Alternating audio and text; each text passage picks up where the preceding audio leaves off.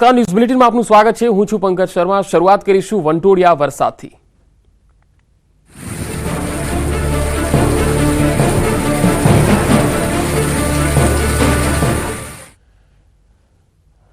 સવારે 10 વાગ્યા સુધીમાં 4 જિલ્લામાં વરસાદની સંભાવના છે। કચ્છ, પાટણ, સુરેન્દ્રનગર અને ભરૂચ આ 4 જિલ્લામાં 10 વાગ્યા સુધી વરસાદની આગાહી છે। હવામાન વિભાગે સવારે 10 વાગ્યા સુધીની આગાહી કરી છે, જેમાં આ 4 જિલ્લામાં થંડરસ્ટોર્મ એક્ટિવિટીની અસર જોવા મળી શકે છે। તેજ પવન પણ ફૂંકાઈ શકે છે અને ગાજવીજ વરસાદની આગાહી પણ કરાઈ છે।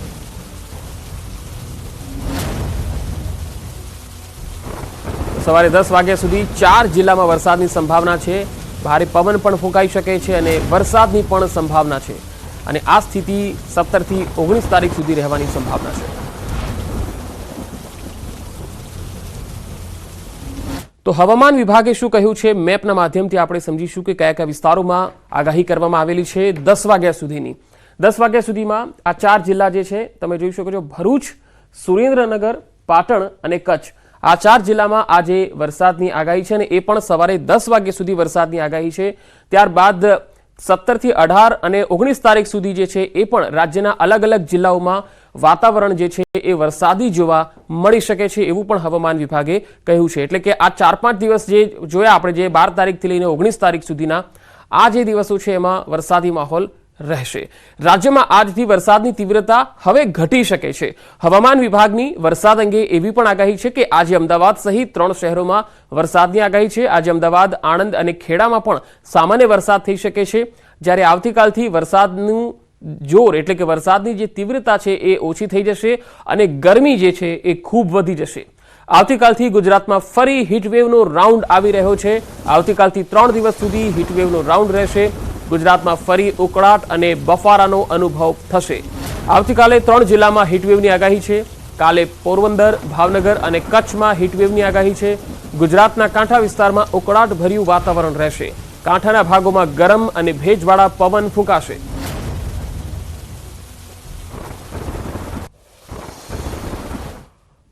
और कल के लिए जो रेन दिए गए हैं गुजरात रीजन के जिन जिलों में वो है अहमदाबाद, गांधीनगर और खेड़ा।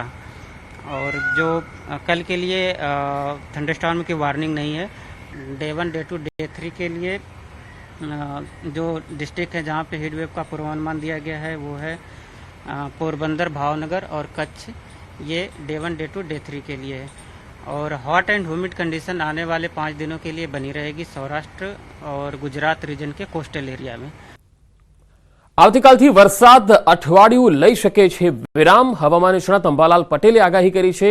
વિરામ બાદ ફરી ગુજરાતમાં વરસાદનો રાઉન્ડ આવશે। 24 મે થી 5 જૂન વચ્ચે ફરી ગુજરાતમાં વરસાદનો રાઉન્ડ આવશે। મેના અંતમાં અરબી સમુદ્રમાં ચક્રવાત સર્જાશે। બંગાળ ઉપસાગરમાં ચક્રવાત સર્જાઈ શકે। આજથી 24 મેમાં અંદમાન નિકોબાર ટાપુ પર ચોમાસું બેસી જશે। તારીખ 24 મે થી 5મી જૂન વચ્ચે પણ હવામાનમાં પલટો આવશે। આ વખતે અખાતીનો પવન કોઈ ભાગમાં નૈઋત્યનો હતો, કોઈ ભાગમાં પશ્ચિમનો હતો, જેના કારણે ચોમાસું વહેલું આવવાની શક્યતા છે। મેના અંતમાં અને જૂનની શરૂઆતમાં અરબી સમુદ્રમાં ચક્રવાત સર્જાવાની શક્યતા છે। રાજકોટના ઉપલેટા પંથકમાં ધોધમાર વરસાદ ખાબક્યો। ગ્રામ્ય વિસ્તારોમાં 2 ઇંચ જેટલો વરસાદ નોંધાયો। સાતવડી, માંડાસણ, બુટાવડર અને વાલાસણ સહિતના ગામોમાં ભારે વરસાદ પડ્યો। મોટી પાનેલી સહિત ખારચિયા, ઝાડ, હરિયાસણ સહિતના જે ગામો છે ત્યાં પણ વરસાદ ખાબક્યો। ગામની શેરીઓમાં અને ખેતરના રસ્તાઓમાં પાણી જોવા મળી રહ્યું છે।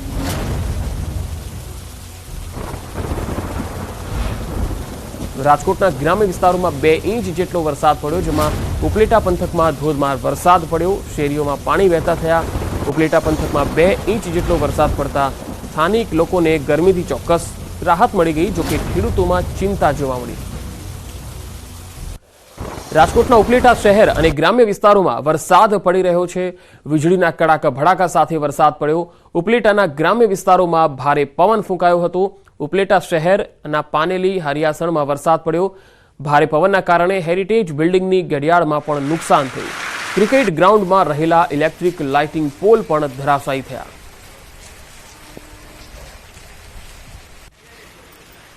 તો આ તસવીરોમાં જોઈ શકાય છે ઉપલેટા શહેર અને ગ્રામ્ય વિસ્તારોમાં વરસાદને પગલે જે વીજ પોલ છે તેને પણ નુકસાન થયું છે। વીજળીના કડાકા ભડાકા સાથે અહીંયા ધોધમાર વરસાદ પડ્યો। હેરિટેજ બિલ્ડિંગ અને ક્રિકેટ ગ્રાઉન્ડ આ બંને તસવીરો આપને બતાવી રહ્યા છે। હેરિટેજ બિલ્ડિંગમાં જે ઘડિયાળ છે તેને પણ નુકસાન થયું, જ્યારે ક્રિકેટ ગ્રાઉન્ડમાં પણ પાણી ફરી વળ્યું હતું।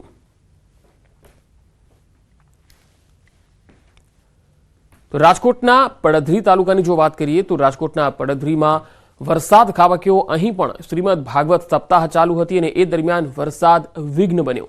પડધરીના જીલરિયા ગામે ધોધમાર વરસાદ પડ્યો હતો। ભાગવત સપ્તાહના મંડપને અહીંયા નુકસાન થયું હતું। તસવીરોમાં જોઈ શકાય છે કે પવન ફૂંકાયો અને મંડપનો સોંથ વળી ગયો હતો। જો કે અહીંયા જે ભાગવત સપ્તાહ ચાલુ હતી તેમાં આ વરસાદથી વિઘ્ન નડતા લોકો આમ તેમ ભાગવા લાગ્યા હતા।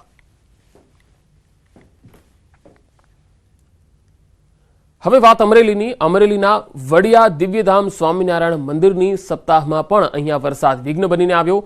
જલભરો રથયાત્રામાં વરસાદ વિઘ્ન બન્યો। જલભરો રથયાત્રામાં કમોસમી વરસાદ વિઘ્ન બન્યો હતો।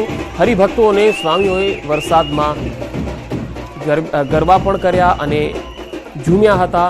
બેન્ડના તાલે હરિભક્તોએ ચાલુ વરસાદમાં જ આનંદ લીધો હતો।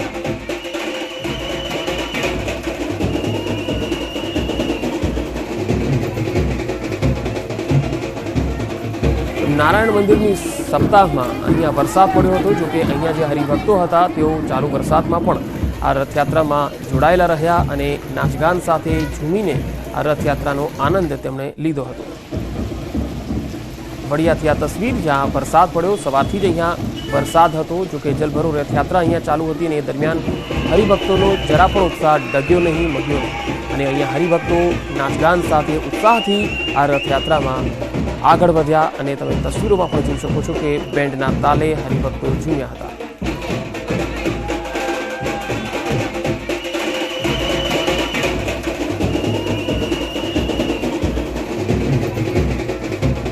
હવે ડાંગ જિલ્લાની તસવીરો પણ આપણે બતાવીએ। આ તસવીરો જુઓ, આ ડાંગથી આવી રહ્યા છે દ્રશ્યો।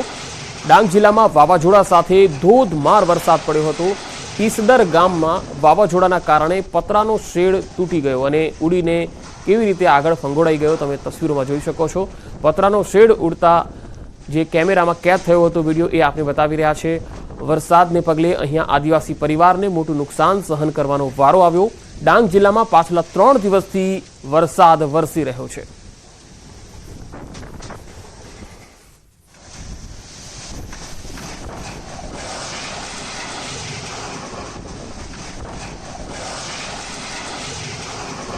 પતરાનો શેડ તમે જોઈ શકો છો કેવી રીતે ઉડીને ફંગોળાઈ જાય છે। ધોધમાર વરસાદ અને ભારે પવન ફૂંકાવાના કારણે ડાંગ જિલ્લાનું આ ઈસદર ગામ છે કે જ્યાં પતરાનો શેડ ઉડ્યો।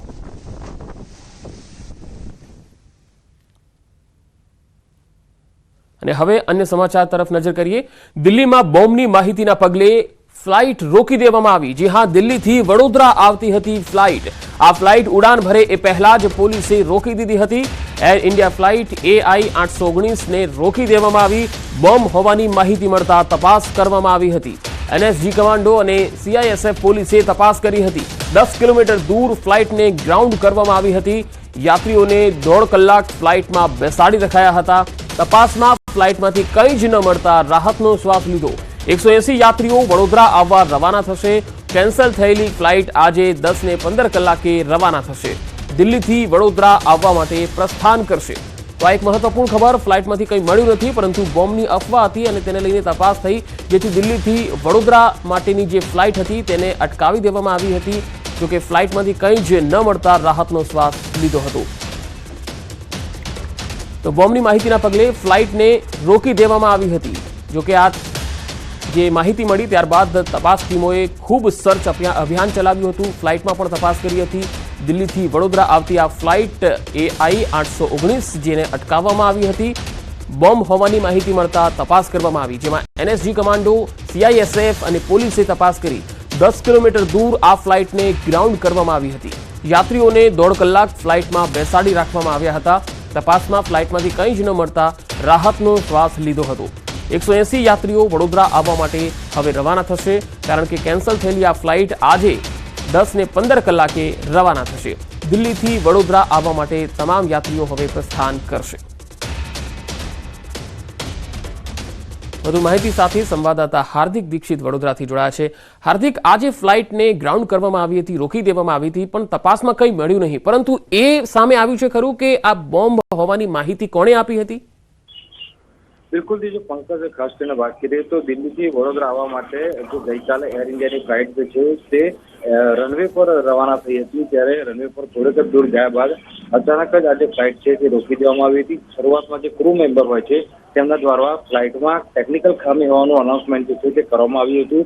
વડોદરાની વાત કરીએ તો વડોદરાના લગભગ 180 જેટલા મુસાફરો જે છે આ ફ્લાઇટમાં સવાર હતા. થોડીક વારમાં જોતજોતામાં જે પોલીસ છે તેમના દ્વારા આખી જે ફ્લાઇટ છે તેને ચારે તરફથી ઘેરી લેવામાં આવી હતી અને ત્યારબાદ એનએસજી કમાન્ડો અને સીઆઈએસએફના જે જવાનો હોય છે તેઓ ત્યાં પહોંચ્યા હતા અને ત્યારબાદ ફ્લાઇટને 10 કિલોમીટર દૂર જે છે ત્યાં ઉભી રાખવામાં આવી હતી અને જે ફ્લાઇટમાં સવાર તમામ મુસાફરો છે એટલે કે એક મુસાફરોને ઉભા કરીને તમામ લોકોનું ચેકિંગ કરવામાં આવ્યું હતું. મહત્વની વાત છે કે જે સિક્યુરિટી એજન્સી હોય છે તેમને ગુપ્ત માહિતી મળી હતી. જી હાર્દિક, હું આપણે અટકાવવા માંગીશ. હાલ આ પ્રવાસ જે આ ફ્લાઇટની અંદર કરી રહ્યા હતા તેવા મુસાફર અજયભાઈ આપણી સાથે જોડાયા છે. અજયભાઈ, તમે આ ફ્લાઇટમાં જ્યારે બેઠા ત્યારે કઈ સૂચનાઓ આપવામાં આવી હતી, શું થયું હતું? શરૂઆતમાં એક આખા લોટને અંદર લઈ લેવામાં આવ્યો. એ ઓન બોર્ડ થયા બાદ એકાએક બોર્ડિંગ સ્ટોપ કરવામાં આવ્યું અને એરોબ્રિજ પર જે હતા એ તમામને બેસાડી દેવામાં આવ્યા અને એ લોકોને ફરીથી બોર્ડિંગ પાસ ઇસ્યુ થયા. અને નીચે અમે પ્લેનમાંથી જોયું કે સીઆઈએસએફ ની એક સિક્યુરિટી આખી ટીમ આવી, એટલે અમને લાગ્યું કે આમાં કંઈક તકલીફ છે. તેમ છતાં એઆઈ ના એટલે કે એર ઇન્ડિયાના ક્રૂઝને પૂછ્યું ત્યારે એ લોકોએ કહ્યું કે આ એક ટેકનિકલ સ્નેક છે, પરંતુ જે રીતે આખું ઓપરેશન હાથ ધરવામાં આવ્યું અમને બરાબર ખબર પડી કે આમાં કોઈક આ લોકોને ઇનપુટ મળ્યા છે. પછી જે ઓનબોર્ડ હતા એ બધાને ઉતારવામાં આવ્યા, બધાને એ એરપોર્ટના એક એવા સેક્શનમાં લઈ જવામાં આવ્યા કે જ્યાં આ બધાથી અલગ હોય. ત્યારબાદ એર ઇન્ડિયા, સીઆઈએસએફ અને સિક્યુરિટી પર્સનલ બધા આવ્યા અને એ લોકોએ હેડ કાઉન્ટ કર્યા. એટલે શરૂઆતમાં વાત એવી હતી કે હેડ કાઉન્ટમાં કોઈક વાંધો છે અને એટલે પ્લેન રોકવામાં આવ્યું છે, પરંતુ ત્યારબાદ સીઆઈએસએફ ને જયારે વારંવાર બધાએ પૂછ્યું ત્યારે સીઆઈએસએફે કહ્યું કે અમને કોઈ સ્પેસિફિક ઇનપુટ મળતા અમે આ પ્લેનને ગ્રાઉન્ડ કર્યું છે. ત્યારબાદ આ બધા પેસેન્જર્સને 25-25 ના લોટમાં છેક 10 કિલોમીટર દૂર એરપોર્ટમાં એકદમ રિમોટ પ્લેસ પર લઈ જવામાં આવ્યા, જ્યાં આ પ્લેન પણ ઊભું હતું અને પ્લેનનું આખું સ્કેનિંગ પણ થઈ રહ્યું હતું અને ડોગ સ્કોડ, બોમ્બ સ્કોડ અને અલ્ટ્રા જે મોડર્ન જે ઉપકરણો કહેવાય એનાથી આખું પ્લેન સર્ચ થઈ રહ્યું હતું. તમામનું જે ચેક ઇન લગેજ હોય એ એક ગ્રાઉન્ડમાં એ લોકો મૂક્યું હતું અને બધાને લાઇનસર કહ્યું કે તમે તમારું બેગેજ આઈડેન્ટિફાઈ કરો. આઈડેન્ટિફાઈ થયા બાદ એ બેગેજમાં મૂકવામાં આવ્યું અને ત્યારબાદ અમને પાછા લાવવામાં આવ્યા. એવી રીતે 25-25 ના લોટમાં 179 પેસેન્જર્સ વધ્યા. એ લોકોને ફ્રીઝ કર્યા બાદ પછીથી રાતના 3 વાગે હોટલમાં શિફ્ટ કરવામાં આવ્યા. બિલકુલ, એટલે અજયભાઈ આ જે ફ્લાઇટ હતી એ કેટલા વાગે ત્યાંથી ઉડાન ભરવાની હતી? 6:35 દિલ્હીથી ઉડાન ભરવાની હતી. 6:35 અને જ્યારે ખબર પડી એટલે કેટલા કલાક સુધી તમારે ત્યાં રોકાવું પડ્યું હતું? 6:35 થી સમજો 3 વાગ્યા સુધી તો અમે એરપોર્ટ પર જ અમારે રોકાવું પડ્યું રાતના. બિલકુલ, અને તપાસ બાદ પછી શું સૂચનાઓ આપવામાં આવી તપાસ ટીમ તરફથી? જે રીતે તપાસ થઈ રહી હતી એ રીતે જોતા મેં પછી પૂછ્યું, કારણ કે હું પણ ન્યૂઝમાં છું એટલે મેં પૂછ્યું કે આ શેને માટે તમે કરી રહ્યા છો, તો એ લોકો એવું કહ્યું બહુ સ્ફોટક કે પ્લેનમાંથી જયારે બોર્ડ થતા હતા પેસેન્જર્સ ત્યારે કોઈક એ લોકોને ઇનપુટ મળ્યો અને એ ઇનપુટને લીધે એ લોકોએ બોર્ડિંગ રોક્યું અને પછી અમને પણ ડિબોર્ડ કર્યા. જી બિલકુલ, આ સિરિયસ મેટર એવી છે કે અંદરથી કોઈ ઇનપુટ આપ્યું. જી અજયભાઈ, અમારી સાથે જોડાવા માટે આભાર. હાર્દિક, આપનો પણ આભાર અમારી સાથે જોડાવા માટે અને માહિતી આપવા માટે.